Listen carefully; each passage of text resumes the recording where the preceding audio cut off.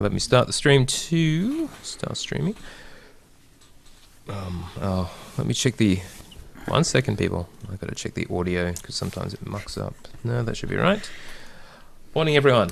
This is episode 224, being recorded apparently on the 16th of September, though here in Australia it's the 17th. It's Thursday.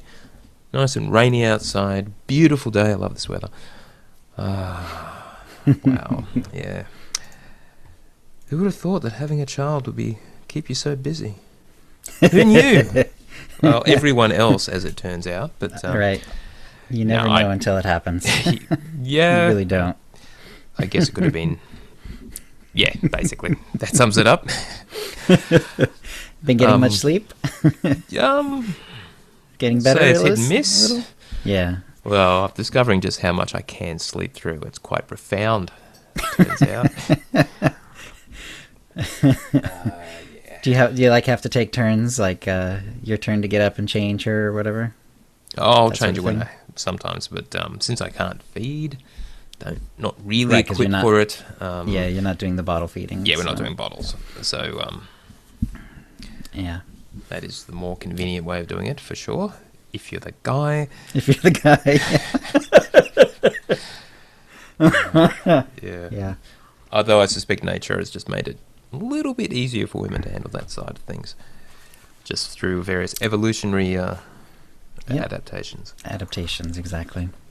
Did I get Suki? I thought I put it in the notes. If I didn't, I will add it right now.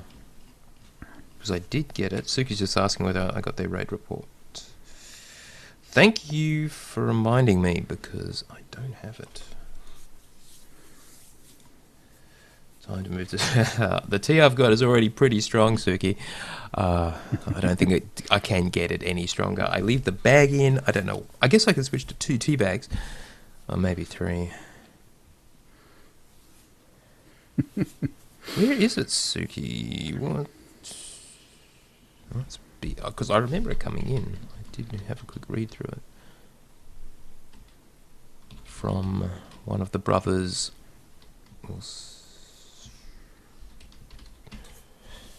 Here they are. Rating on Sunday, sent on August 31st. That seems a bit long ago. Yeah, it was.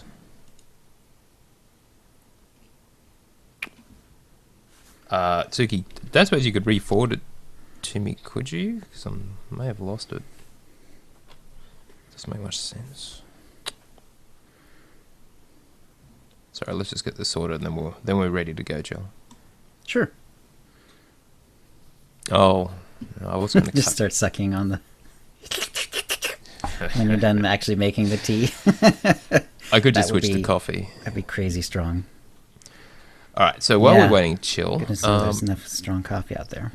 The first tip may need translation. Okay. A lot. All right, there's a list of quotes from Star Wars that someone sent in as humor, which are intended to be taken as double entendres. Right. So I might just pull out some of the... Yeah, there's a lot of them. So, and I have a couple things to say, but right before we start that too. All right. Okay. I'm just going to pick out the ones I think we should read. Some of them, you're pushing it a bit.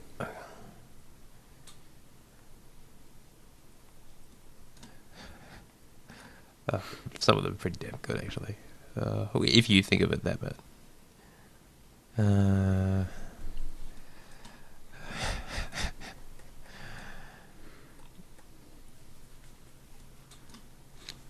It's all right. I know this is terrible television, but we're almost ready to go. Luckily for the edited version, I'm not even recording yet.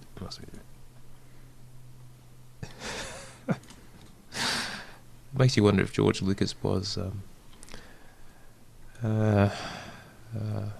Oh no! Yeah, these are awful.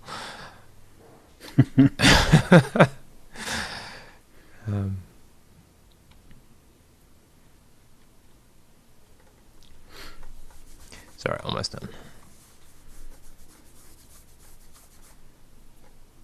The Return of the Jedi ones really aren't as good. But then, did George Lucas write the script for Return of the Jedi? But he... I I think he was a writer on it, but I don't think he was the sole writer, from what I remember. Which was the same deal with Empire, wasn't it? Yeah, even Definitely more so, with I think, Empire. with Empire. Yeah. Which is why it was probably the best one. All right, that'll do. Okay. All right, so you fix that one. You're a raid on the Grace account. Okay, Grace account. Yeah. Well, I didn't fix it, but I looked at the first tip, and I think I understand what it's saying. You So. can translate it into. All right, Yeah. Here we go. Yeah. Thank you, Suki. Whoa. Jesus Christ! You wrote me a novel, Suki. Maybe I'll get Phil to read that one.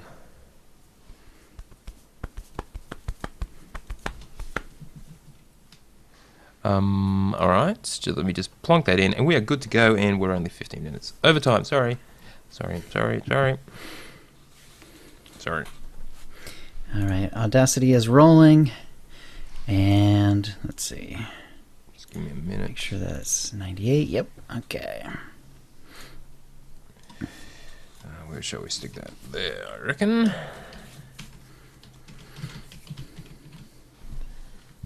Yep. My God. The raid was 5 hours. Yeah. Okay. Well, I guess yeah. Holy cow! Impressive.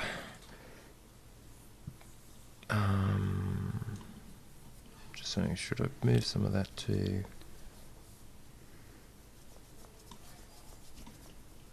All right, let's do this. We can work with this. Good idea. Oh, Christ. And let me tweet as well. Tweeting now.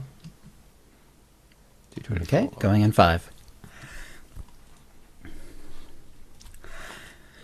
Hi, and welcome to the OotiniCast. Roger. This is episode 224, being recorded on Wednesday, September 16th, 2015. I'm your host, Chill, with our producer and co-host, Tio. Hi, Tio. Hey, guys. And no guests today, it's just the two of us. So, Tio, tell us what you did this week. In Star Wars The Old Republic, let's just say it was effectively nothing between baby and work. And, I should mention, we recorded the 9th Galactic Gamers Coalition on my Saturday. Sunday, Yeah, your Saturday. Our yes. Saturday. Now, it was being hosted for the first time by the guys from SWOTOR Escape podcast. That is Max and Seema, who did a magnificent job, I gotta say. And we talked about various things. The show's about 1 hour long. Max got the editing done and he published it. We published it yesterday. Oh, okay. So, it should be in your podcatchers somewhere. So It should be. Yeah. Now, it was a good conversation. Also on there were Brian from Bad Feeling, Fred from Beyond the Stars, and Marshall from The Usual Podcast. And that's Nice. my dog crying in the background. Oh, Christ. That'll be interesting. Anyway, aside from that, yeah, as I said, just work and baby and things. However, I am definitely, well, firstly, we're going to raid tomorrow. Even if we haven't got the full group, we might even do some of those hard mode flashpoints that we haven't done before. Whatever. And I do want to do that stage weekly on McKeb. I am going to own that and get it done so I can get those achievements. I keep forgetting about that too. Yeah. And what was the other thing that's going away? And we will also might put a group together to do Nightmare, EV and KP, just to make sure we've got all of the achievements. I think we have, but some people may not. So, yeah, we'll see if we can make that happen too. Anyway, that's my somewhat non-SWOTOR week. How about you, Joel? All right. First, a shout out to the chat room. Captain and GM, Darth Brundlefly, DreadX, Elion D2, Fionha, Kahana, Granite Paladin, Likayoi, I guess I'm guessing the pronunciation there. Jokins, Leo Brains, Merlin 169, Palace, Siskwaitska, Sukaiberu, and Zamzam are all here. Hello, everyone. And let's see. Did a couple of streaming sessions on my Dark Sage. She's now through the end of Act 1. Lots of fun, moments. Of course, the end of an act is always a good time. The class stories, always sort of have that nice end of Act 1 feel. And the dark side, at this point, now finally feels very different from the light side version of the story. I won't give any exact spoilers, but you get sort of a reward sort of thing at the end of Act 1. And it really feels weird because my character, I hardly feel that she earned it in this version of the story. So, yeah, it feels very different. And also, while doing that, I put Kaizen Fess in the pilot's armor that we got. I think it was McKeb or whatever. Well, Galactic Starfighter? Yeah, so now I call him my space lizard, and he looks really awesome. So I have a picture in the show notes, and it's great because he can't wear a helmet and he can't wear gloves or boots, so his clawed hands and feet are sticking out, and otherwise he's in like an astronaut's outfit, and it's really cool. And I did listen to all of my Audible Star Wars novels. Let me grab my phone and get the names right. In fact, I'm starting on them a second time because I actually listened to them so quickly that I kind of got mixed up on some of the plot lines and stuff. So, Dark Disciple, that's the one that has a lot about Ventress in it. That's really good. A New Dawn Star Wars, that's related to some of the characters from Star Wars Rebels, and that's actually quite good too. And then Aftermath, which is the one about the events leading up to Episode 7. Yeah, and that was, what'd you think? That was interesting too, because I didn't know any of those characters before. I definitely want to give that one a second listen because there's a lot I missed, basically, I feel, in the story. But it was interesting, and I liked it. So, yeah, all three of those happen to be really good entries, I feel. So, I know that, and there's a couple of them have forewords, and they do talk. It seems like the authors definitely are working very, very carefully with Disney and with other writers, to really make sure that everything meshes well and that the plots are solid and everything like that. And they're coming up with some pretty good, solid stuff out of it, and it's pretty nice. So, yeah, and there's some funny stuff and some tragic stuff. It's all good. Yeah, I'm really digging it.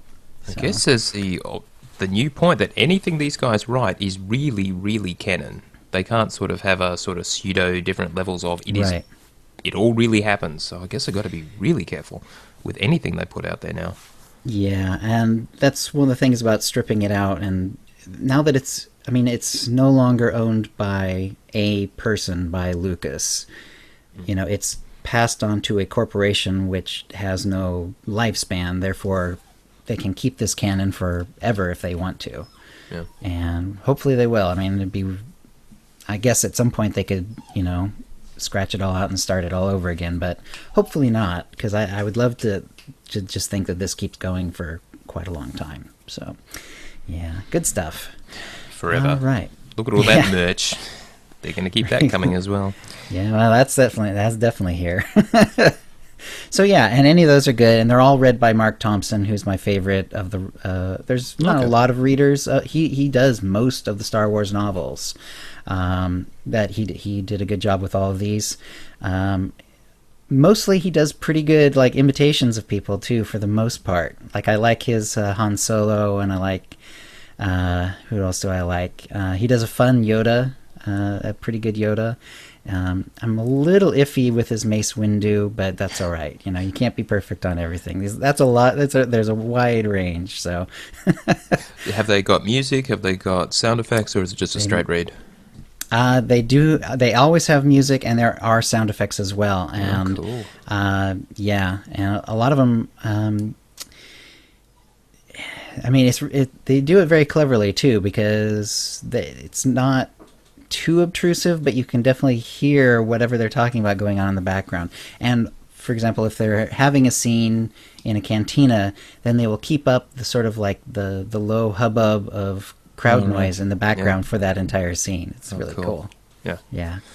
It's pretty amazing. So, book version, of course, great, but I love the audible versions of these Star Wars novels. They do an excellent job.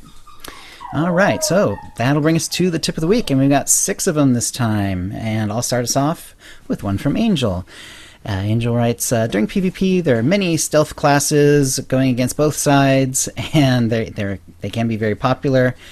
There's a move, Angel writes, I forgot its name, but it's around late level 40, and it's an incendiary grenade that sets your enemies on fire, and in stealth you can still have a burn effect, and it allows you to easily detect stealth classes, which are often tanks and healers, so you can take them out first and then complete your objectives. I'm not sure if there's different versions of this, but some classes can put down AoE in an area to break people out of stealth. There's also just the simple stealth breaker that mercenaries and troopers have, or bounty hunters and troopers have. That does that as well. But yeah, it's definitely a good idea. If you have any inkling that there's a stealther around, at least give a thought to knocking those things out of stealth with damage or something else. And remember that your knights and warriors now, their smash is once again not requiring a target, so you can just do it wherever. Because they changed it. Yeah, did they changed it back? Okay, they changed it. Well, I don't know if they intended to, but they certainly did. Now you can just leap wherever. Right, we've seen that before. Yeah. With accidental reversions. But well, that one's a good one because it was annoying, particularly when you're in PvE. I like the there's good things about both of them. The nice thing about the targeted version is that if you're just if you're in a fight or whatever, you can't spam an ability and then have it be wasted, because it does use up some of your focus and and it uses up a cooldown of the actual ability.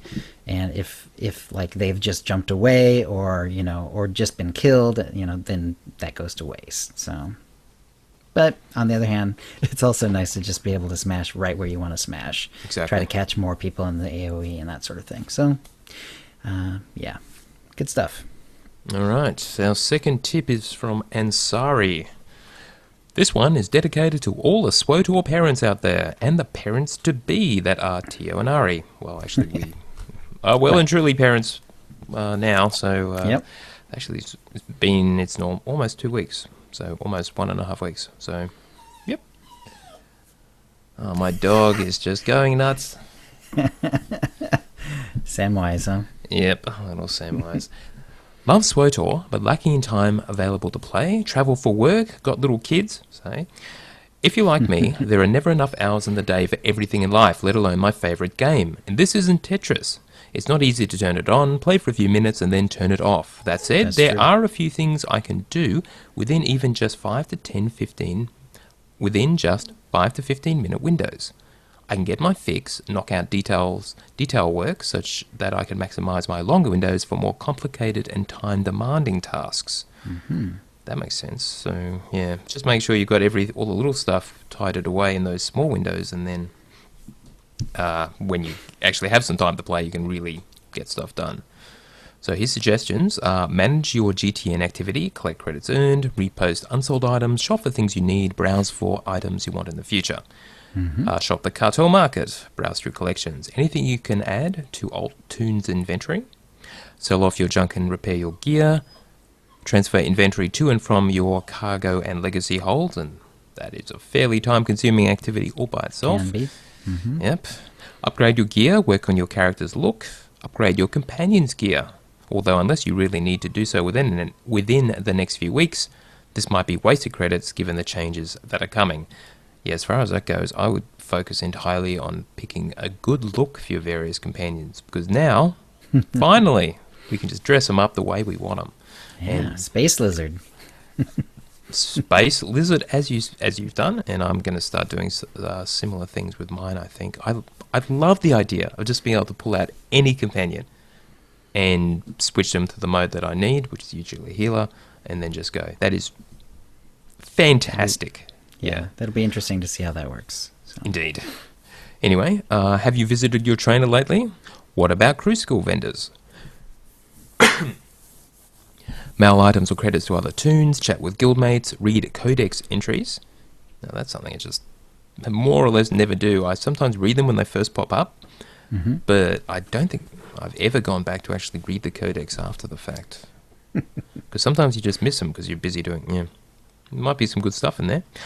Fly around, enjoy the views, and discover all the taxi points, which is all automated now. Whenever you land on a planet, you already know them all, but you could at least fly around and get all the quick travel points, which are unlocked through proximity. And I've done that. Last time I was on Taris, it was great. You just fly around, got all the quick travel, done. Check your companions' affection levels, buy them new gifts, and the point there is we know now that affection will translate into influence in Knights of the Fallen Empire, so the affection you build up is apparently not wasted. Though, we also don't know how easy it will be to build influence. So, right. Yeah. Come here. Yeah, it'll be interesting. I mean, is that what we'll see? If that where gifts go to? Hey, there's the guy. He's a lot bigger than the last time I saw him. Yeah, he's pretty much full size now. Cute. Yeah, this is what happened when Ari goes out. He starts whining. Aww. Yeah, I know. Where was I? Before you log out, be sure to send your companions on crafting missions. Should you go ahead and travel to that next planet, you'll be able to hit the ground running faster next time, because it does take time to travel and then actually travel down there. They haven't quite fixed that up in terms of getting down from the space station down to the ground, if it's got one, that planet. Think you can get back on later in the day or evening? I find it more efficient to let the server connection drop on its own rather than quitting the game. Seems faster to restore than when I return rather than logging in fresh, and that is true. That is right, because it doesn't completely log you out of the game. Yeah. You can be out in that server selection for a long time, and it won't exactly. It won't bump you out. Yeah, and so you don't have to do your authenticator again, etc. Yeah. So and finally, I'm sure there are many more simple tasks I'm not thinking of at the moment, but I hope this is helpful. Tio, welcome to fatherhood. It's pretty much the best thing ever, even cooler than lightsabers. Now, it's a toss-up, but I think you might be right. Nice. All right, the third tip is from Knight, and hey, it's Knight from the Harbinger. This is my tip of the week in audio. Since I learned last week, we can do audio tips. I didn't have to park this time. Happy connecting. All right, so I'm going to play this, and hopefully I'll point it the right way, because I think the speakers are on the bottom. Yeah, and just as a general thing, if you do want to send in your own audio tips, we more than welcome them, because it means we don't have to read them out, and we can't screw it up, as we are wont to do, or me particularly. All right. Hi, this is Knight from the Harbinger. Well, last episode I found out you can actually do audio tips, so instead of pulling over and parking somewhere, I am continuing to drive while making my tip, so yay! Anyways, my tip has to do with GSF, and I apologize again for my sound quality being crappy, but I'm driving and I'm using my phone to record this so I can send it an email. So anyways, GSF. There's a lot of situations you can run into with GSF that kind of remind me of rock, paper, scissors, because you'll end up where you just can't get nowhere. It's like you're sending a whole bunch of paper to fight against scissors, and the scissors just keeps destroying you because you're sending paper. But if all of a sudden you change your tactics or you change what you're driving, now it's like your rocks going over to the scissors and you're just smashing the scissors to pieces. And an example of that would be, let's say you're trying to get an objective over at A, and it's just you and a buddy, and you're going over there, and they got two bombers guarding that objective, and they each got their drones up, they got their mines up, they got the defense turrets for the actual satellites. You're going over there, and when you get in range, you got one or two satellite drones hitting you, you got two of their little drones, one's slowing you, one's shooting you with missiles, one's hitting you with sniper shots, you got two mines flying at you, like you're just screwed. But a way to get around that is to have either a strike fighter or a scout equipped with the EMP field.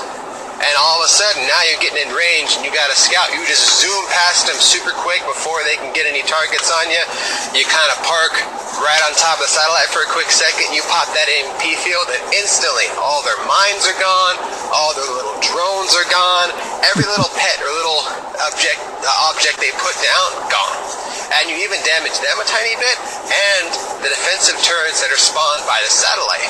And so now all of a sudden it's just you and your buddy in like strike fighters or scouts against those two bombers and the little bit of satellites left around the actual thing. And if you got the strike fighter and scout spec really nice for damage, those bombers are nothing. You just kill them real quick, and all of a sudden you have the objective. And there's lots of different situations like that can happen in GSF, and you really got to see if you find yourself going up against a situation and you're just getting pummeled. Try to see, okay, it's a sniper, well, maybe I can get past him fast and pop an evasion, that way he can't hit me, I'll get behind him real fast. Or, like I said, the bombers, pop an EMP field. There's always a way that you can try to use a ship or a spec you have on the particular ship to counter what you run into. So it's always good to have the slots at the bottom filled with 5 different ships, each kind of pertaining to a different situation. That way, if you run into a situation like that, you swap ships and boom, you got it. Anyways, thanks for the podcast, guys. It's been great, and I hope you enjoy your weekend, and I'll see you around in the Harbinger. Bye. All right. Thank you, Knight. All right, and before we continue, I did want to mention something that our guildmate DJ Red, or Dread, put into chat. It's apparently if you purchase the deluxe version of Star Wars Battlefront for the PlayStation 4, it comes with a free fridge. It looks like a little USB-powered fridge. With on the door is Han Solo frozen in carbonite. Is it like awesome? one of those little tiny ones that's basically for like a can of soda or something like that? Yeah, I'll re-link it in chat. He linked it earlier. Have a look. Cool. I'll link this in the show notes as well. It is, I mean, if you have a PlayStation 4, I would just get this because it's amazing. Unless you can get the fridge by itself, but that's really cool. That is funny, yeah. Yeah. It's hard to tell how big it is, but I'm sure it's probably only you can tell it's smallish. Drinks or something, yeah. Yeah. USB one. It's not one of those super tiny ones where it's like only one can, though. I think it looks a little bigger than that. I could be wrong. We'll see. It looks cool, though. It does. Actually, yeah, we can see there's one picture of it with 6 cans in it on their side. So there you go, 6 cans of soda. I'm just assuming it's USB. Actually, does it say? Does not contain a battery. Yeah, it could. It probably is USB then. No, it's AC. Oh, okay. Yeah, okay. There you go. But I've seen USB ones as well, so yeah, very cool. So I do like the carbonite door is pretty funny. It is. All right, our next tip. Back to the tips. We are halfway through. This one is from Fretz, and he says, "Sharpshooter gunslingers out there. This one is for you. Have you ever wondered exactly what stats your gear should have in operations? Should you prioritize Vital Shot over Quick Draw? Is it okay to cast Burst Volley if penetrating rounds only has 3 seconds left on its cooldown? If you've ever asked yourself any of these questions, I've created a spreadsheet that is able to answer them with theory crafting to back up its conclusions. The model takes a series of inputs, your character's stats, your target's debuffs, and your playstyle, and spits out the sequence of abilities that will maximize your expected DPS given these inputs. Wow. You can review the abilities cast and your expected DPS at various targets, such as time and damage dealt, save and load different builds to compare the outputs and tweak everything. I realise that this is coming right at the end of 3.0 and will only have limited usefulness, but I plan on updating this with 4.0, and in fact have already started. I hope to have a finished version within a week of launch, but in the meantime wanted to share my work. Feedback is welcomed and encouraged. My goal is to create a model that is something that sharpshooters generally agree is an accurate representation of in-game mechanics and makes good assumptions rather than his own opinion. You can download the spreadsheet from our website and discuss it, and actually, you can download the spreadsheet from his Dropbox. I'll link that in our show notes, and you can discuss it on Reddit, and I'll link to his post. The model definitely isn't perfect, and I've already incorporated some feedback from the community. Happy smuggling. Well done, Fritz. Very nice. Yeah. Very nice. Pretty impressive for sharpshooter gunslingers. And it's interesting that in Knights of the Fallen Empire, while they will be switching to Mastery as your instead of aim as your primary stat, none of that changes the fact that all the theory crafting still works. I mean, that changes nothing effectively. There may be some other simplifications, but overall, the theory crafting for each discipline within each advanced class all still applies. So they haven't dumbed that down at all. So this is good stuff, and will continue to be. Very good. All right, fifth tip from Jay Sark on Jedi Covenant, a.k.a. at Born to Eat Bacon. Ootini Rage. My tip, listen to Passionately Casual Podcast, Episode 4, from September 1st. JT, at JT_HollowNet, gives a great breakdown of key binding that really helped me, and hopefully will help some Ootini listeners as well. He really put it into terms a noob like me could understand, and maybe, just maybe, has cured me of my mousing ways. No, not really. Still great advice, though. I'll link to that episode. Those guys are a new SWOTOR podcast. It's focused around their guild, which is on the Harbinger. And yeah, it's JT and Jesse, Unholy Alliances on Twitter. All right. And our last tip is from Alex. This is Mixed Up Pixels, host of the Geek Podcast, a good old friend of the show. And he says, I really haven't played much in-game recently. I have been really burned out due to leveling 3 separate characters within 4 weeks. Yes, Alex, that will do that. My tip has to do with the Insta-60 that we will be getting with Game Update 4.0 in the expansion. Only use the Insta-60 on a class you have already got all these story achievements on. At this point, we don't know if creating an Insta-60 will give the achievements for the new class, so it's better to be on the safe side. I will use mine to get a mirror advanced class for a character. Thanks, guys. Been loving the podcast.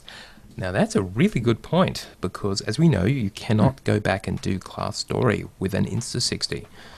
The one you get or the one you buy or the ones you buy later. So will all the achievements just come with or not? I'm guessing probably not. The only way to get those is to actually do it the old-fashioned way and level a class. So yeah, as he says, you use an Insta-60 to get a mirror or on another server if you want to get established there. Good stuff. Good advice. Right. And by random allotment, the winner is Knight. So congratulations, Knight. You're the winner of a Tonfon or M83R Droid pet code, courtesy of BioWare, and an OotiniCast provided cartel market pack from the latest shipment. If you'd like a chance to win the same, please send your tips to OotiniCast@gmail.com by next Tuesday. And that will bring us to the Holo feed. Teal?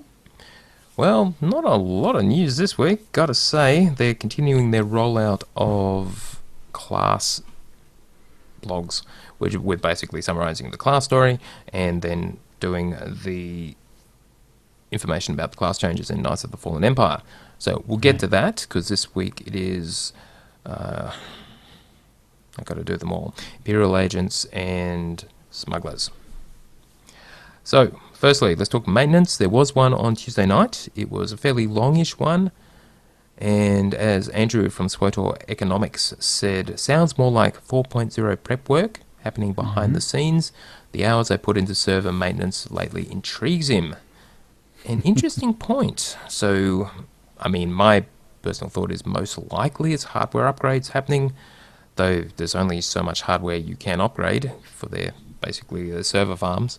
Right. So maybe it is more database cleanup, database expansion, perhaps expanding things ahead of the patch, that kind of thing. Who knows? Yeah, it is interesting. And there was no client-side patch, of course, so no update for that. So that's that maintenance. Now, we believe that they have confirmed that next Tuesday next week, will be patch the last game update, which will be 3.3.2. Okay. And nothing in that beyond bug fixes, because they have confirmed there is no story coming beyond until 4.0. And then lots. I will be drowning in story. Speaking of which, we had a video come out quite unexpectedly, because there was no hints of this. It's titled Star Wars The Old Republic, Knights of the Fallen Empire Story and Writing Video. You can get it on YouTube, etc. And in their words, get a behind-the-scenes look at the story and writing behind Knights of the Fallen Empire, the upcoming expansion for Star Wars The Old Republic, and it's narrated by Charles Boyd. And he talks through how the storyline in Knights of the Fallen Empire will allow players to make choices with real impact, yada da. Anyway, if you actually listen to the video and hear what he says, probably one of the key things we learned from this was that Jesse Sky, who is now a creative director on the team, he had big ideas and a really strong vision for where he wanted to take SWTOR. So it sounds like we can thank Mr. Jesse Sky for the whole story thing. So I guess we'll see how Jesse does in the future, depending on how things work out. Well, I guess when you're a creative director, that's sort of the position you need to be able to make these really big changes or big new directions. So interesting. Now, just had a quick question from SWTOR Addict in the chat. He never quite figured out, is a free Insta60 per account or per server? I could say with pretty much 100% accuracy, it's one per account. You are not going to get a free 60 on every server. Though you are more than welcome to purchase more Insta60s in the cartel market. Of course. Right. All right. Now, in the rest of the video, a few things that Charles said. Exciting and amazing things to put the player through the ringer. So this is like...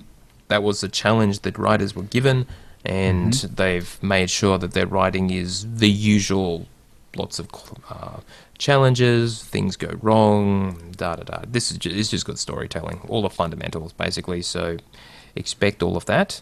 They wanted new challenges. They want to push players to explore the Star Wars galaxy in a new way, and maybe see it in a way they haven't before, such as an on-rails story experience. And they want the characters to drive you through the story, as in the various NPCs you'll be interacting with, to draw you in, really engage with players. And of course, he emphasized choice. Approach the player's role in the story in a whole new way, whatever that means. So there's obviously the story itself, branching, and then there's the stuff with the companions and being able to somewhat freely, apparently, lose some, gain some, mess around with them. Find some, yeah. Yeah, exactly. Okay. And Knights of the Fallen Empire for players will be tons of story content, then episodic content much faster than they produced previously. Honestly, that wouldn't be that hard. And then which will take us into next year.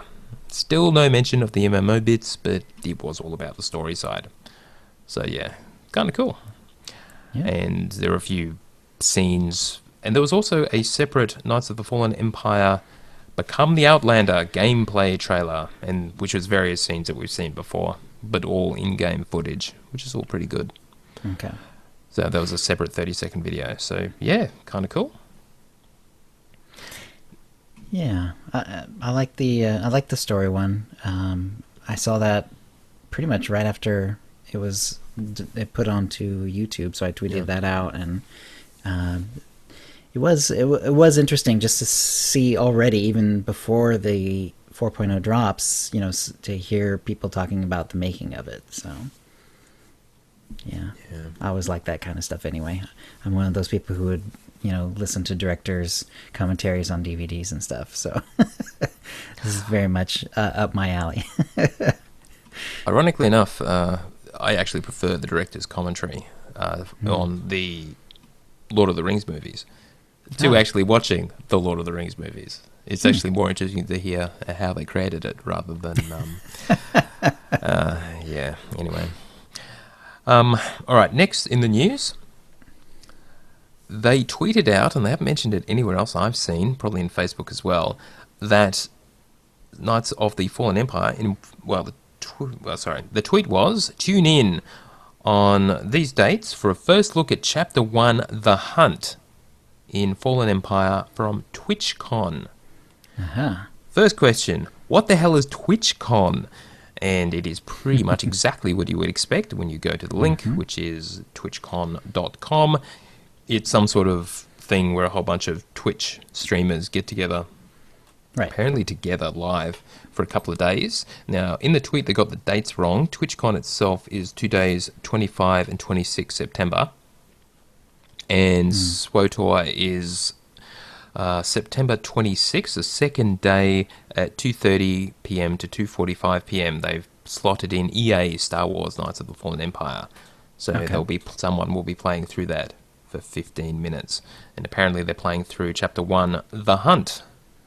The Hunt. The Hunt. Now, while we can't go into how we know, and this would involve sources of information which OotiniCast does not approve of, it's possible that in that first chapter there are some fairly profound revelations. And the question, I guess, we can't help but ask is this such a good idea to sort of give away what could, in fact, be one of the best parts of the story? Right. Yeah. I mean, if you're... it's a good question. If you're a player who's going to play Knights of the Fallen Empire anyway, if you're already set on it, do you want that spoiled, basically? So I guess everyone will have to have their own answer to that. But you can, I mean, regardless, you got to know that Chapter 1 is going to involve a lot of important stuff, because they're going to have to somehow get from where we were, at the end of Shadow of Revan, and to where we do get to in Knights of the Fallen Empire, which we know is several years ahead. So, and it's like, how does that happen? Yeah. Well, yeah, presumably Chapter 1 is very important to that. So, yeah, I'm of two minds, whether that's a good idea to look at or not. It's certainly tempting. So, and it may put SWTOR in front of people who probably otherwise would never see it, particularly that chapter. So maybe that's not why they're not making a big deal out of it in other venues. So, yeah, or maybe the big revelations are in Chapter 2. There isn't too much Chapter 1. I don't know. Right. As far as that we goes. know about Chapter 3 because that's the one they showed. Yeah. So, yeah. All right. Okay. Anyway, I'll link to it if you want to watch that. Knock yourself out, I guess. And, well, we're not that far off. It's only 5-ish weeks now until we go live. 20 October, it all happens. Yep. Okay. I did want to mention, this was someone on Reddit did a little public service announcement. You can now put Warzone medpacks and adrenals on the GTN. So for a long time you could not. Yeah. You could just trade them and sell them that way. That's great, though. Yeah. Yeah, it is. It's about time. So nice. Yeah. Especially, I mean, if you just power leveled to 60, you didn't do any war zones, but you want to make that a PvP character, it's nice to be able to just buy a stack of the darn things and absolutely not have to scrimp, not have to die because you're not willing to use the only 5 med packs that you've got or whatever. Exactly. And I've got a cargo bay full of the things which I should probably flog off until unless they hotfix this, because they didn't actually intend for it to be a change. I'm hoping it was quite deliberate, and it was just an oversight that they haven't actually done this before. Either make them bound or allow them to be traded or sold anyway, rather than this kind of weird in-between state. Right. There's only a few items like that, so... And I know there's at least one other in the game, but I cannot for the life of me remember what it is. Yeah. Is it the chairs? Yeah, it's the chairs. You can buy them off the vendor. Oh, the decos? Yeah. Yeah. And trade them, but you couldn't actually put them on that GTN. Them. Right, but you can still trade them. Yeah. It's a weird situation. Alright, now let's talk, as mentioned earlier, the game update 4.0 class changes for smugglers and Imperial agents. So again, it's just another post. So they talked about what they were hoping to achieve. We wanted to reinforce the slipperiness of operatives and scoundrels, so we gave them a new ability that allows them to move more easily, that allows them to more easily chase down or flee from their enemies depending on the situation. And let's just give that one away. It's called, for operatives it's called Hollow Traverse, and for scoundrels it's called Trick Move. And if you've ever played World of Warcraft, it's called Shadow Step. And what it allows you to do is target a enemy or a friendly, and when you use the ability, you will be teleported behind them. it will work in stealth. And for rogues in WoW, this was obviously a favourite move. You shadow step, and then you do all of your stuff that happens behind the character that does bad things to them. So this is, I just can't emphasize enough how fantastic this change is. So, wow, awesome. And it only has a 45-second cooldown, so... Right. Does not break stealth, but you can use it out of stealth as well? That is the implication. It does seem to imply with that. Shadow Step, you had to be in stealth. So if you can use this without stealth, it does say supercharge your stealth generator. So the implication may be that you do have to be in stealth for it to work. I mean, if they're going to follow. Right. The pattern, so it's increasing your stealth ability, presumably like a higher level, so it's harder to be detected. So I think that's what that's implying.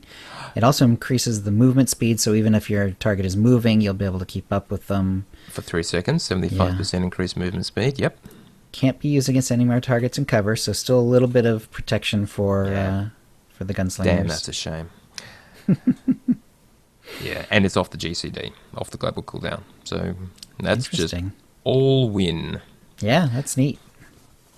Now, they've done the usual stuff with moving abilities up in terms of just what level you get your actives, when you get your various utility points, etc. They've added a passive skill for every discipline, which I don't think we'll go into unless it's something that jumps out at you. Again, the general gist is to make the discipline just focus on what the discipline does and make it that much more, a little bit better at what it does. Make stim boost and pugnacity grant 15-second buff that causes your next Colto infusion or Colto injection / underworld medicine to activate instantly, which is nice. That one actually kind of is important, because anytime that you change a hard cast into an instant, that's pretty big, and especially in PvP, because that means you can keep moving while you're casting it. Probably less important in PvE, unless the cast was longer than 1.5, but I don't think it is. Right. All right, let's quickly... Oh, sorry, which one was that you were talking about? Right there. That was medicine and sawbones. So that's the second part of it. It also increases duration of Colto Probe by 3 seconds. That's not... Yeah, that is what it is. Yeah. But the other one is the part where it turns one of your casts into an instant cast, so that's pretty nice. Let's see. Passive skill and concealment scrapper. 5% more damage, blah, blah, blah, blah, blah. Okay, that's not too exciting. And lethality ruffian, new passive skill, acidic compounds.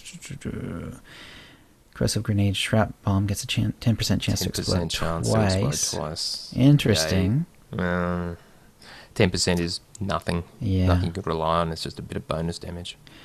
Right. Yeah, that was particularly boring, gotta say. Yeah, that's one of the dots, right? So explode twice. No. Explode twice. Yeah, so it's okay. That's just the upfront damage of it. Directs, yeah. Okay. Well, 10% damage. You know that means you're getting 2 for 1. That's pretty nice when it happens. It's just 10%. Yeah, it's very iffy. Yeah. But still, it'll turn a fight or two when it happens. So. All right. Let's talk utilities then. Again, we get 1 new skillful, masterful, and heroic. So 3 new utilities in addition to all of your existing ones. The one at the bottom tier, curbing shots, and it means that your quick shot or overload shot and your blaster volley and carbine burst will slow targets they damaged by 40% for 6 seconds. So it's a slow, turns it into a slow. That's not bad. Not bad. It's not too bad. Neither of those abilities are used a lot. Although you can have that one ability where when you come out of cover, it gives you free quick shots. And if you're going that way, then you actually will use quick shot a lot. Carbine burst and blaster volley, I believe, used to not be used that much. Didn't they take off the requirement that it use one of your upper hands, though? I thought it no longer consumed upper hand. You could be right. It's been a while. In which case, it's a lot better now, and it's actually AOE, which is kind of nice. So that's potentially a really good one in PvP. Obviously, kind of useless for endgame PvE, but PvP, that's a really potentially very solid pick. All right, from the Masterful, the middle tier, Fortified Colto or a supplemented medpack. Each stack of your hot, basically, Colto Probe or slow release medpack, increases your damage reduction by 3%, stacking up to 6%, so for 2 stacks. Perfect for healers, basically. This damage reduction is not conveyed to the target, so it's just for you. Okay. So you hot someone up, and apparently you get the damage reduction. Right. That's so not bad. 6%. Yeah. That damage reduction of 6% is pretty solid, and you're going to be, I mean, most healers, they In keep PvP. that hot up on someone all the time, so... So Yeah. that's awesome, and I That's suspect pretty any solid. PvP healer would take that for sure. Maybe even Yeah. PvE. Depending on what else there some is in situations. the middle tree, yeah. Another solid choice. And finally, at the heroic tier, Circumvention or Sleight of Foot allows Sleight of Foot. Allows Hollow Traverse Trick Move, that new ability, the Shadow Step, to be used while immobilized, and it removes immobilizing and slowing effects when used. So obviously anything, for PvP. So yeah, anything that gives you essentially a CC breaker, even if it's just for those 2 types, is pretty dang solid. You can. That's gonna be. Oh man, Snape's gonna be having a field day, man, with that one. I'll bet you. Yes, he I'll will. bet he's gonna at least try that one out. You know, and maybe it'll be part of his normal ones. But I think there's some other good heroic ones too, from what I vaguely remember. Heroic ones are always hard because you only get 2 of them, and they're always the most interesting and powerful ones. So yeah, really makes you choose. But that one, one, point of that the one, exercise. yeah, that one's right. I could see that one being right up there. Yeah. All right, let's talk about snipers and gunslingers. And this one is profoundly, I don't want to say disappointing, but certainly unexciting. Their new ability is called Imperial Preparation, or Bag of Tricks. And it resets the active cooldown on, well, pretty much everything. Right. And it's got a base cooldown of 3 minutes, and it's off the GCD. So this, to me, actually could be interesting. They, back in the day in World of Warcraft, I believe it was the Hunter class, they had something, it might even have been called Bag of Tricks, and it did a very similar thing where it would basically just reset all your cooldowns. And what they had to do in World of Warcraft is they had to start cutting down over time the amount of cooldowns that it reduced. Right. Because it was like so overpowered that it's like, you know, because all of a sudden all your defensive cooldowns are back, all your offensive cooldowns are back, your utilities are back, and all of a sudden, and if you do it right, you're essentially getting all these huge, instead of a spike of damage, you're having like this huge like wave of damage instead by using that. So we'll see whether it's overpowered or not, you know, but it's definitely interesting. So definitely interesting. In arenas, I mean, they all get reset anyway each round, but Yes, now which you means can you can use use all your time. cooldowns twice each match, Yes. possibly. So That's you're potentially right. it's potentially very useful, and certainly PvP. That's always been the concern of people who like snipers and gunslingers, is just that they're always focused down first because they do a lot of damage, but they have to stay in their cover for the most part. You know, they're not terribly mobile, and and despite being in cover, they're pretty squishy, and they tend to go down pretty quick. So this will definitely increase that by quite a bit. Yeah. All right, having a quick look at the passives, they all just increase damage. There isn't anything too interesting there. Right. Though, for I was going to say just one other thing is, although there's not really any, it looks like they did not include the offensive ones on this. I see. You know, you could say Pulse Detonator has a little bit of damage on it or whatever. But despite it being all defensive stuff, that's still pretty powerful. And I could even see maybe in PvE potentially using it. There'll be definitely some fights where like you want that second, like a second evasion dodge that sort of thing. Right. Or hunker down again, that sort of thing. Yeah. I could see that being good for PvE as well, potentially. All right. Now, they did add one new passive for each discipline, and they pretty much are just damage increases, nothing too exciting. Though, they have thoroughly rearranged when you get various abilities for the engineering or saboteur discipline. Oh, wow, they did, yeah. This was just to to improve the leveling experience, which I'm pretty sure I've leveled in that tree, and it was kind of painful, if I remember correctly. I think I tried that too, and it was very very unsatisfying for quite a while, and then it sort of gets really good like right at the end. So yeah, hopefully that will help that. And it looks like the passives are pretty much exactly what you'd expect. Yeah. It's just slightly better damage on the abilities that those trees use anyway. One's for the follow through trick shot, one's for the AoE, which is all about engineering's all about, and then dirty fighting, which is what my gunslinger uses. It's all about improving some of the dot damage. So about what you expect. Okay. All right. Finally, let's go through the disciplines. Let's go through the utilities for snipers and gunslingers. The bottom tier, the skillful tier, it's called Pulse Screen. And Cover Pulse Detonator increases your chance to resist force and tech attacks by 20% for 6 seconds. Oh, nice. It's kind of profound. Yeah, so when you knock them back, or even if you try to knock them back but they are immune, you'll have a pretty solid resistance for 6 seconds. 4 globals, that's pretty good. To force and tech, which is where a lot of the heavy damage comes from. It's a lot of the main abilities for people are on those force and tech. Yes, yeah. And then, calculated / hot pursuit is now tier 1. So they flipped it. Looks like they swapped that one with re-establish range and reset engagement. Right. Which is in the masterful tier. Don't remember what reset engagement does. Yeah. I believe Hot Pursuit is the one where you run faster when you come out of cover. Right. And now that's in the masterful tier. Okay. Yeah. All right. And speaking of the masterful tier, the new utility there is called Lumbering Impact, which makes Shatter or Flourish Shot slow the target by 50% for the duration of the trauma effect, meaning the duration can be increased by other skills that boost the trauma duration. So it's a 50% slow. And who knows how long it could actually go on for. Sounds like maybe a while. That's a pretty nice one. Obviously PvP because we're talking about a slow. And that's not bad because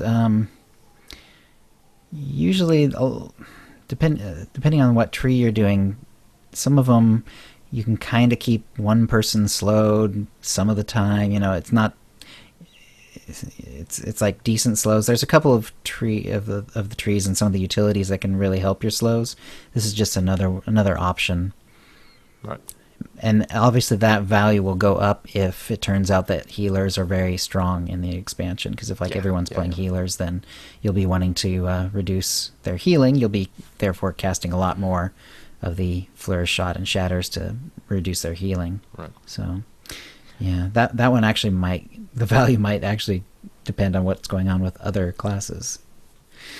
And finally, in the heroic, the top tier, the new utility is Overprepared or Perfect Scheme. Reduces the cooldown of Imperial Preparation, Bag of Tricks, by 30 seconds. That is the new ability. Right.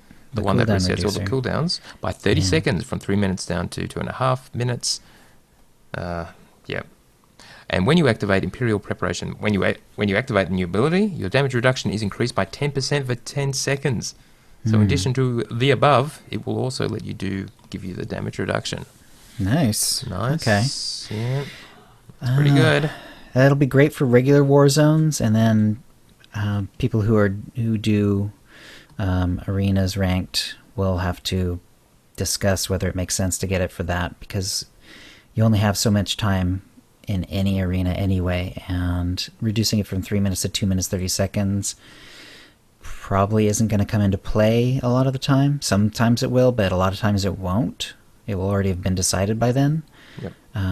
because plus it's not like you're going to cast this the instant the arena starts. So probably the earliest you're going to cast it would be like 3 minutes, maybe 3 minutes 30 seconds in would be the next time it comes around. So, and by then a lot of the arenas will have been decided. So yeah, but you also get the damage reduction. 10% for 10 seconds is not too bad. So I don't know. That's interesting.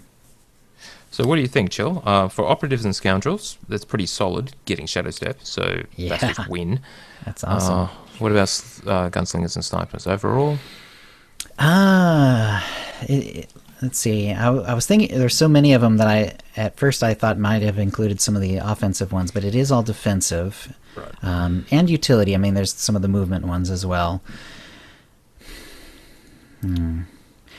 It's actually it's kind of solid, actually. I mean, while your hunker down is working, you're definitely a lot harder to take out as a gunslinger, and then you'll get your defense screen back as well. So that you're absorbing more damage. You can evade dodge for a few more seconds.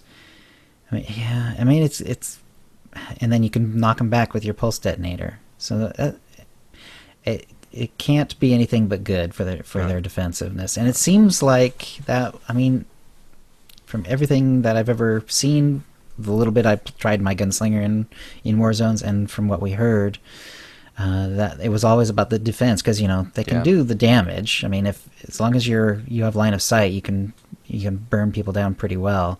Just the problem was that you had to be in cover, and you're a big. Yeah, you have a big fat flag on your back. Particularly in arenas, their survivability was terrible, and that's why they were always burned down first. Yeah. So maybe this will, as you say, make a difference. Right. And a lot of the arenas do have some pretty serious line of sight issues. They're fairly small. There's a lot of objects. Yep. And it's pretty tricky sometimes to get the right line of sight. So, yeah. Still, I think that might be enough to push them back into a good place. We'll see. Yeah. All right. Now, believe it or not, we're actually running long. So what we're going to do is skip all the way down to... All right. Now for some community news.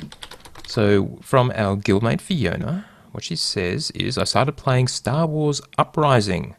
Now, I should mention, Star Wars Uprising is that mobile game that we mentioned. It's all set in the current era of Star Wars.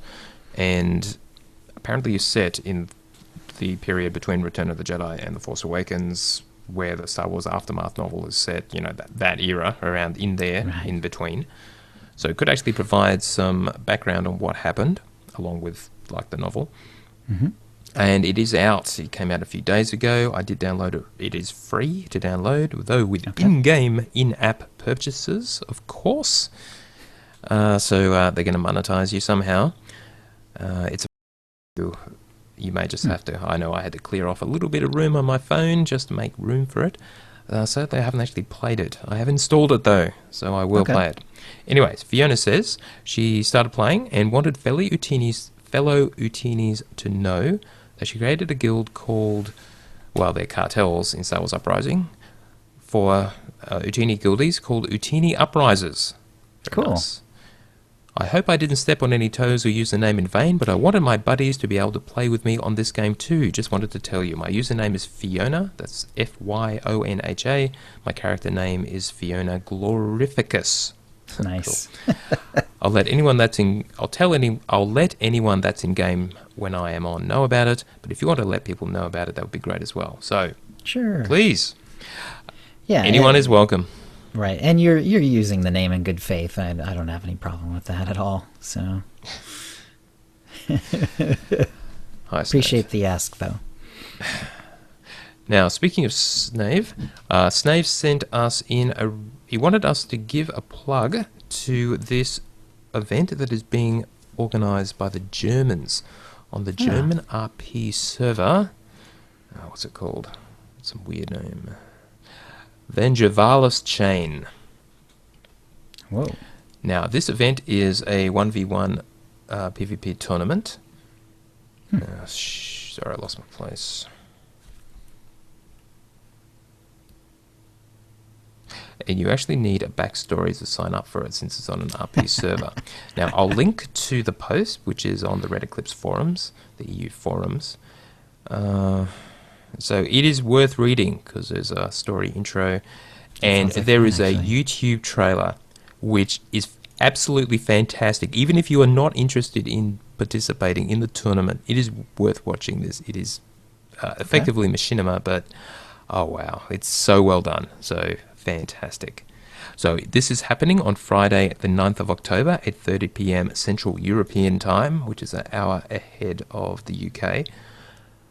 It's on Elam, and the coordinates will be provided. And yeah, Snavy will be streaming it on his hitbox.tv channel. So fun. Wow. 1v1.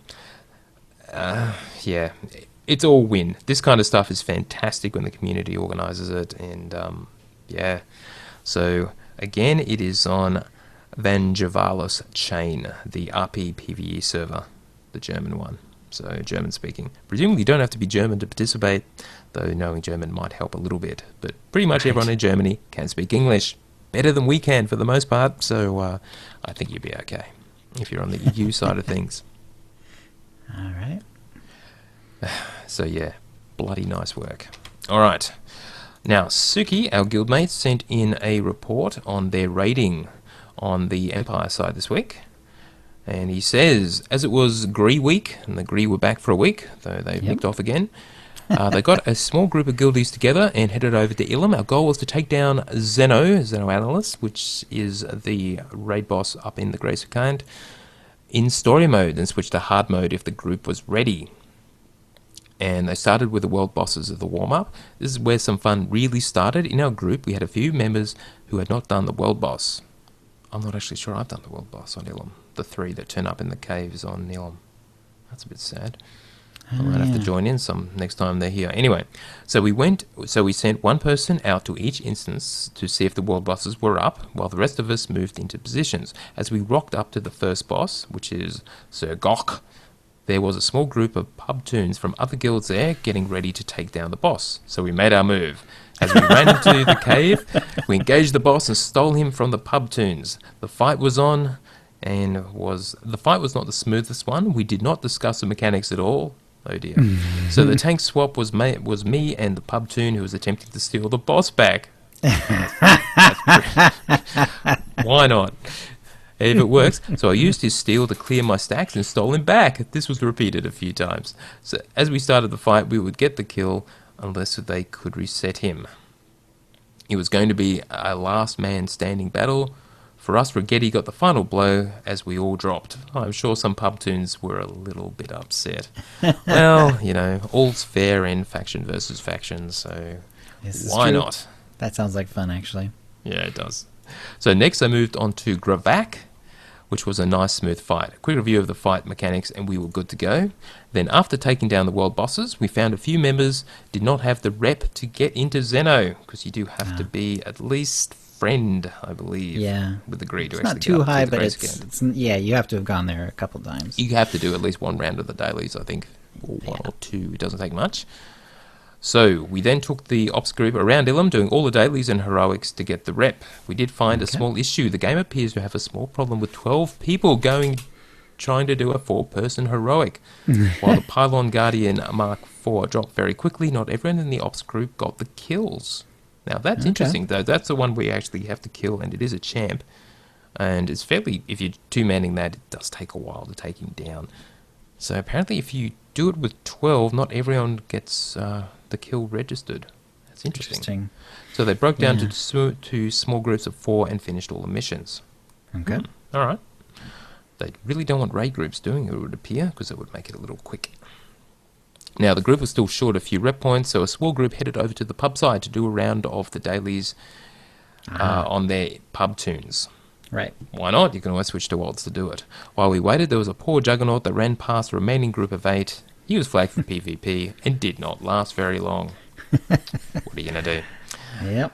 With the team still requiring 500 more rep points, we was back to world boss hunting. This time the fights went without issues. And then finally it was time for Zeno Analyst 2. So we had the rep, but 4 tunes short of 16-man group. The call went out. We got some DPS to make up the numbers and headed in. The first round went to Zeno. I think he was down to about 20%. A few pugs dropped and some more replaced him, and away we went again, this time taking Zeno down without any issues. There are some mechanics in there you can't ignore. Right. And there is the Fun enrage. fight. Yeah. Mm-hmm. Now we had been running... Now we just had been running on... Now we had just been running for... I'll get this right in a second. Now we had been running for just on 4 hours, so before calling it quits, we had a quick go at Sparky, which is the first boss in Ravagers. A large number of the group had not seen this off before, and gear was not the best, so it was going to be interesting. The first round we tried as an 11-man group on 16-man story mode. No luck, he hit the enrage. So without the DPS, we switched down to 8-man. The first shot was okay.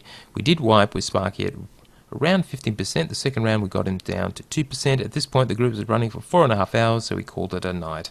Oh, close. Anyway, quick shout out to his raid team, and he apologised if he forgot anyone. Suki, Fadrion, Princess Fiona, that's Fee, Suderon, Catlesh, which I think is his brother Ort, Kikidus, Rigetti, Mara Dread, Evicaris, Alindre, and Zykel. So nicely done, guys. Yeah. That was All right. quite an epic session there. Absolutely. All right, quick few more bits from community. Firstly, Sashari. You may remember he's been on the show before. He's got a Twitch channel. He was quiet for a while for personal reasons. He was okay, and he's basically been working hard at rebranding and getting things set up to relaunch before 4.0 hits. So swing by his channel. That is twitch.tv/Seshari, Sechari, to see the new look. So yeah, he's going to be hitting it hard in Knights of the Fallen Empire. Nice work, mate. Excellent. Good to see you back too. And I think I meant to actually break that down to make it easier to read. So I'm going to cover that one next week, I think. Anyway, that's the news. All right, that brings us to the force feedback, where we read out your tweets and emails. And chat room, if you have any questions to ask, we'll be gathering them now to answer once we're done with the feedback. In fact, I've already done one of those at the end of this TO. All right, let's see. Patrick at Chicken Sith wrote, one of my tweets got read aloud on this week's OotiniCast, so yeah, I feel pretty good about where I am socially. Nice. Be proud. Indeed. Julian at the Maraf wrote, do we have anyone interested in starting a group to do GSF together? Willing to start one up within the guild? There you go. Yes, There you go. absolutely. Always happy Yeah. for anyone to step up and organise that kind of thing. So thank you. Blachlach wrote, thanks for the nice words on my look. The mask is a black hole Force Lord headpiece. He's That's included on a the- picture. We'll include in Yeah. the show notes. I still like that a lot. It Sort does of look good. vaguely superhero-y with the mask part, but the open mouth. I like it. Although it has a jawline thing too. It's going on. It's very unique. I like it a lot. Let's see. Nessie at Hot Republic. This week's OotiniCast is longer than usual, so I can listen to it on the way to work and back. So this is a good point to mention that Jessie from hotpantsrepublic.com appears to be back in SWTOR. She had gone off to do other things for a while, but she's back and is posting again on her site. We'll link to that, of course. And you'll be happy to know that we have the return of the revenge of the Hall of Shame. Yay! Now, her Hall of Shame was where she posted pictures of the most terrible outfits she could find people wearing, the most terrible looks of both characters and their companions. And wow, there are some real, well, I don't want to say winners, but one of my favorite things. So it's great to hear her back. Yeah, out of anyone's like fan website, that's like one of the funniest things like ever. That's really fun. So yeah, that's great that that's going again. All right. Bamal Suj wrote, wife and I two-man the Towers of Hanoi boss on hard mode.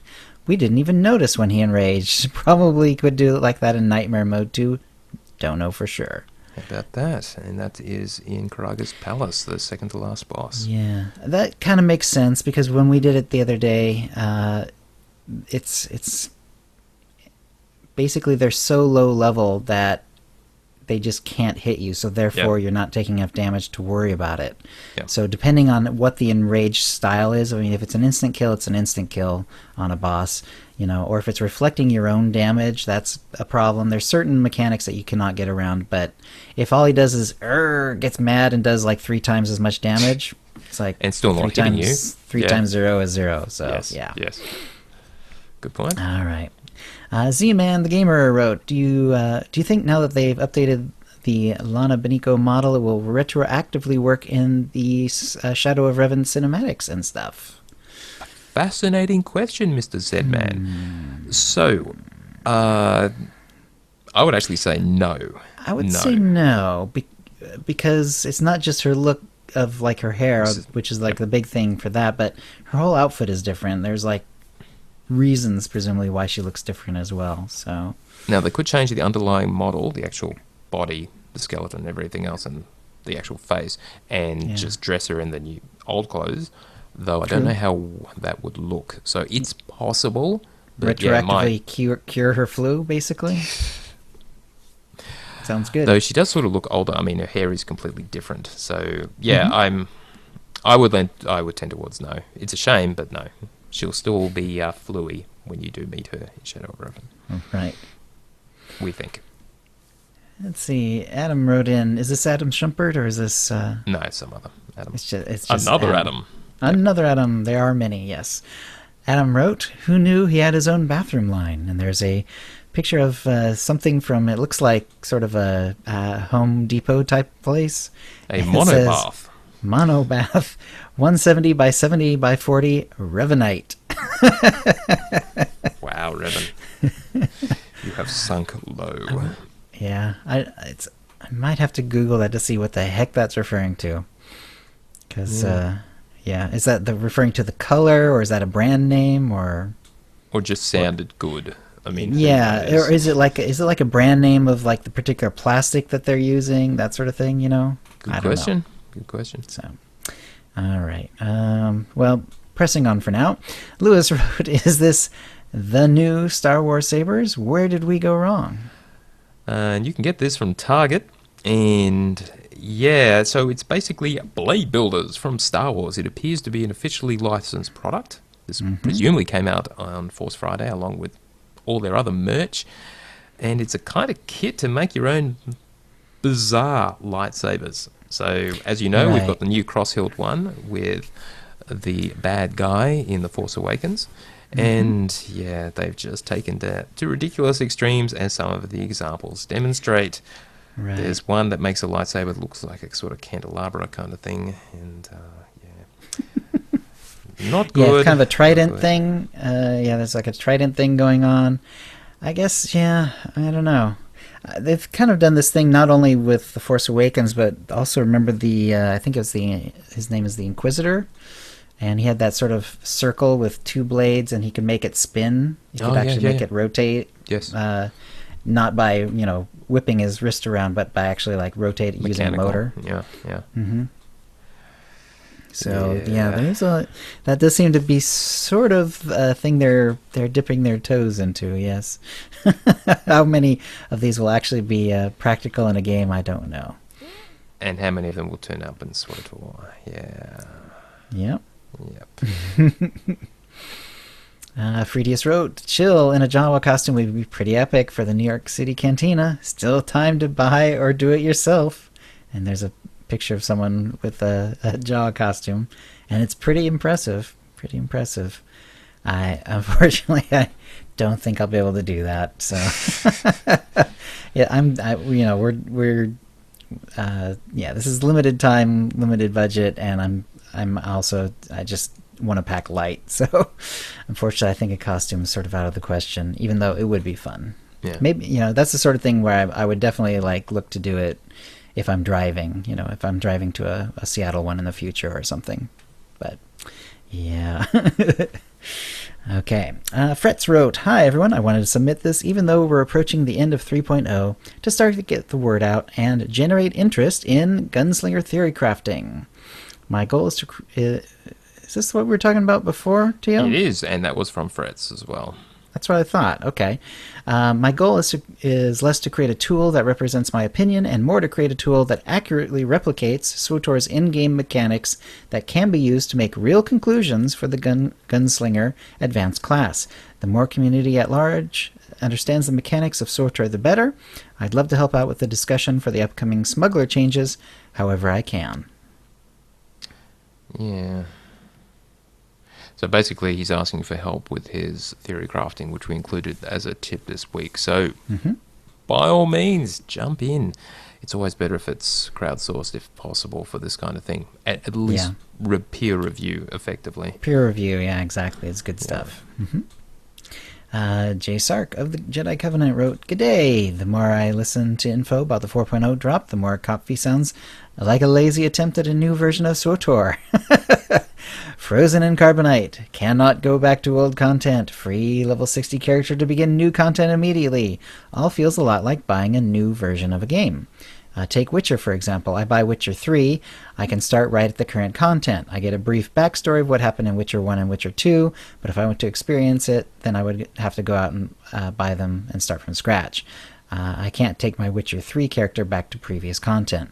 So in short, I'm getting the impression that Kopfi is their attempt to get a SWTOR 2 to market in the year of Star Wars without actually thinking of the idea far enough in advance to do it. Just thinking out loud or typing out loud. Well, we'd love to say you were wrong, but you could certainly put that interpretation on it. And that's right. But yeah, I don't know about the Witcher ones, but I mean, in SWTOR at least, you know, if you're got SWTOR and you're subscribed, it just keeps going. I don't know if that happens with Witcher 1 and Witcher 2, but I assume you would have to then buy Witcher 3. But I don't know if you get to keep those same characters or not. Maybe you as can. you can in Mass Effect, for example. In the Mass Effect 1, 2, and 3, you can take your character through. Right, and roll them or forward. Start from scratch, yeah. Or you can start from scratch. Well, that's kind of what this... Yeah, that's kind of like how this works, so... Yeah. And is it a bad thing? Well, no, it's a good way to get new people in who, you know, don't necessarily want to have to start from scratch at level 1 in order to catch up with their friends. That is a problem with MMOs generally, to get into, well, the end game, but as we know with Knights of the Fallen Empire, what end game? Though there are if you've never played before, there are obviously a huge number of operations that would be brand new to you, and flashpoints and everything else. A ton of them. So, well, for brand new players, it's actually kind of cool. I mean, personally, I would have said you can't get an Insta-60 until you've got at least 160 the old-fashioned way, but maybe that's a bit hard. So, oh well. Because the 1 to 50 experience is profound. It's really, really good. I'm sure the new storytelling will be great. But sort of skipping all that other stuff, it lets people jump in, but... Right, but I mean, if you're trying to be playing with your friends and stuff, it would definitely be the way to go. Right. Get that character so you can do the raids if that's what you're doing, or in-game PvP or whatever, and then you can always go back and make a new character and start from level 1 for that. So, yeah. Let's see. Pliskin wrote, "Former BioWare devs working on a new Star Wars online game. What could it be?" So, I did find an article about this. A squad of former BioWare developers have formed a new studio and today revealed a publishing partnership with Nexon America for their first title, an unannounced multiplayer online action game. Mm-hmm. Well, so who knows? Who knows? Yeah, it doesn't say anything about it being Star Wars, and in fact that would make not a whole lot of sense based on the fact that BioWare has the rights and so on. Yeah, they're all over that, and I guess they could license it to these guys, but I'm guessing they haven't, especially if they're working with Nexon. It's led by Dallas Dickinson, who was he was in the role of director of production and senior producer for nearly 7 years.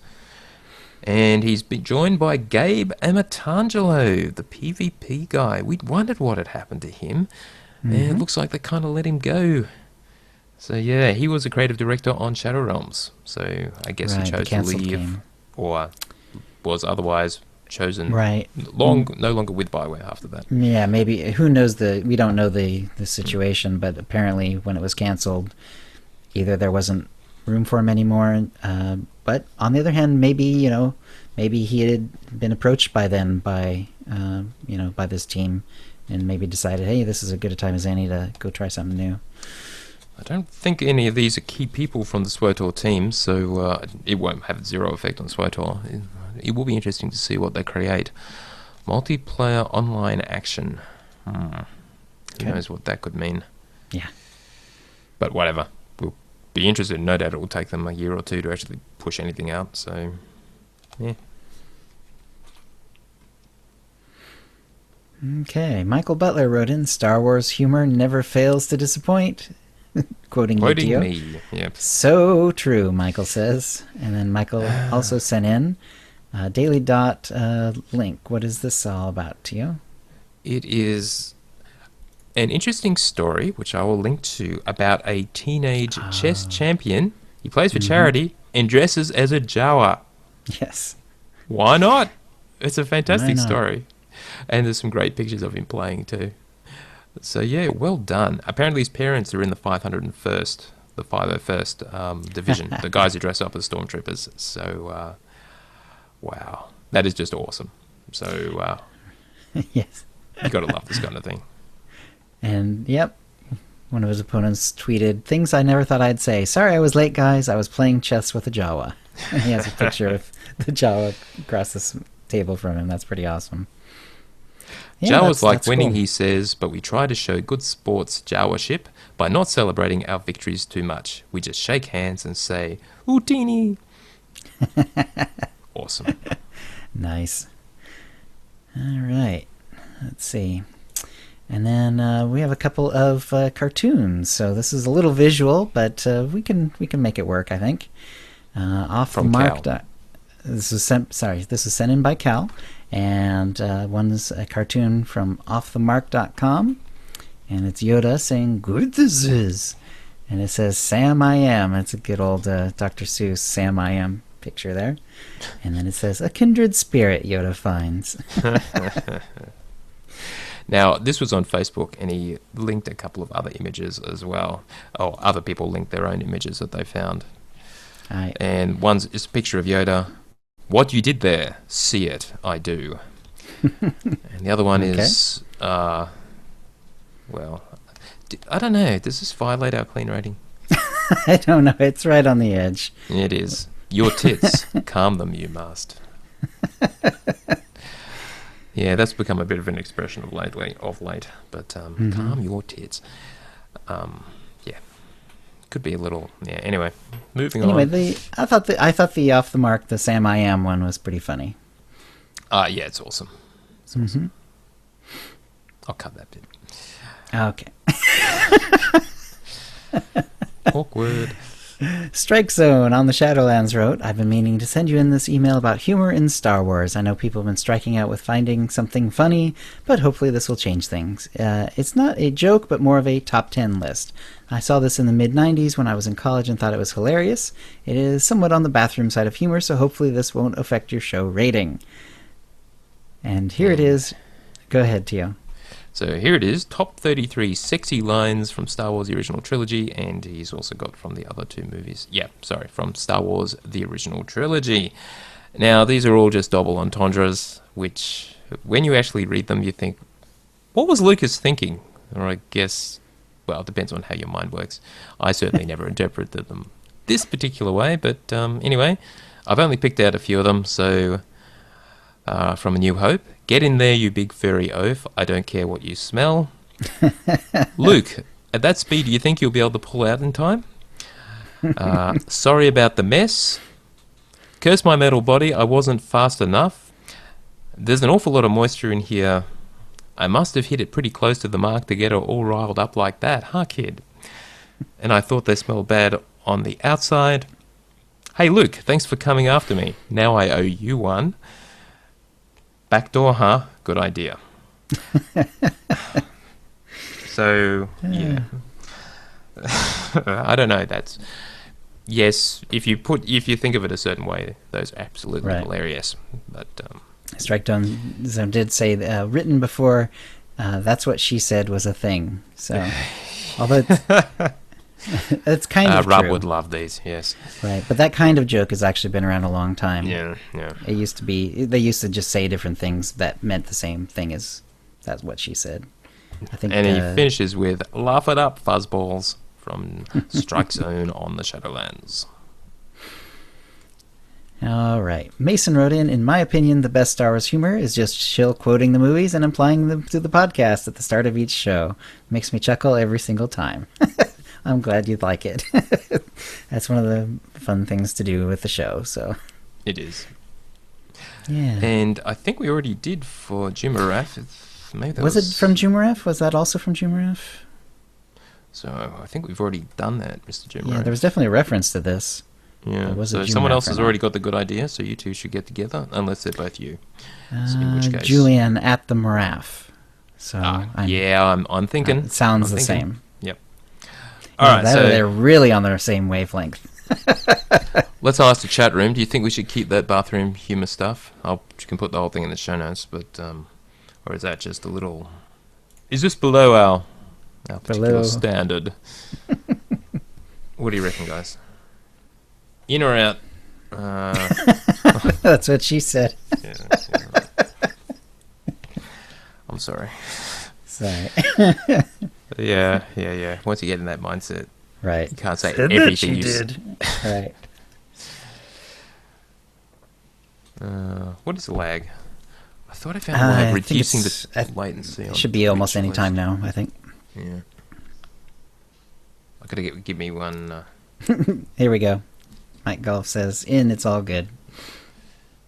Thank you, Mr. TMG. It's funny. Yeah, Fee's right. It's true. If it's actually funny, then it helps a lot. If it was not funny, then it would be a lot less. Yeah, indeed. All right.